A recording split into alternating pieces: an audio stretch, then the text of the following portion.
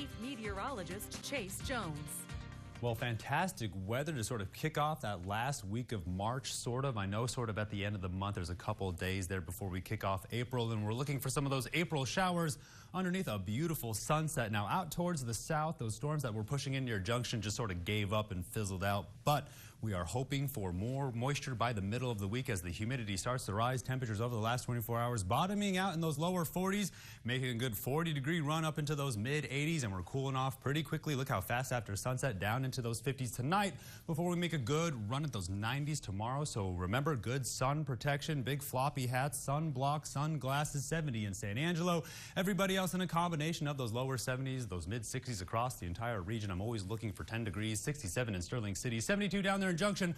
All those temperatures just changed, but it's 5 degrees across the entire region, no matter which direction you're looking at, unless you want to count Coleman. So still inside that 10-degree range, but those moisture values are still on their way up. Dew points are in those 30s and those 40s, while humidity indices are in those 20s and those 40s. Again, keeping our eye towards the south for some of that cloud cover by the middle of the week. Moisture tracker is going to show you how that high pressure is going strong, keeping our eye on these concentrations of blues that just sort of give up right before they get to the Concho Valley. Then, of course, they're going to see some stronger circulation push off towards the east and pull all that much-needed moisture off towards the Ohio River Valley, where they're going to continue to see rounds of severe weather. Now, the upper-level pattern giving us a better idea of where the high pressure is around the four corners, and then keeping our eye somewhere around Bermuda and Florida. It's going to carry all these storms from this sort of northwesterly trajectory down around Arkansas, then push it right back up near the Great Lakes, and we're going to see mostly zonal flow or some fast-moving storms, and we've seen some high winds, but not down here in the Concho Valley as we make our way into a beautiful spring. Now, water vapor imagery showing you how strong this storm is pushing down. It's suppressing a lot of that cloud activity that we were supposed to see this evening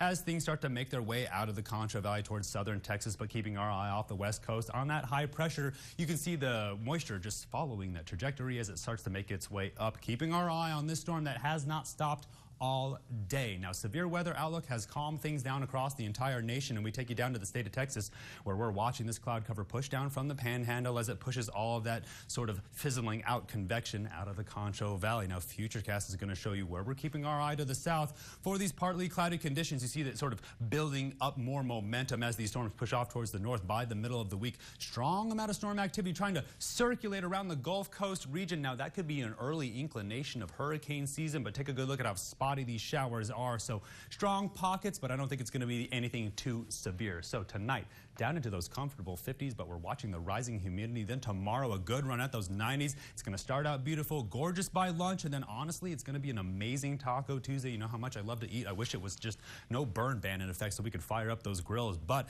we're on the cool down as we get closer towards the middle of the week. A good opportunity for those thunderstorms to make their way in. Then they start to die out, things dry up, and the humidity and the temperatures will be on the rise, feeling more tropical as we sort of wrap up March. Those temperatures going to level out in those 80s, while those overnight lows finally push up from those freezing levels and just hang out in those 50s and those 60s. Stay tuned. I'm up the break. You're watching KSAN News at 10.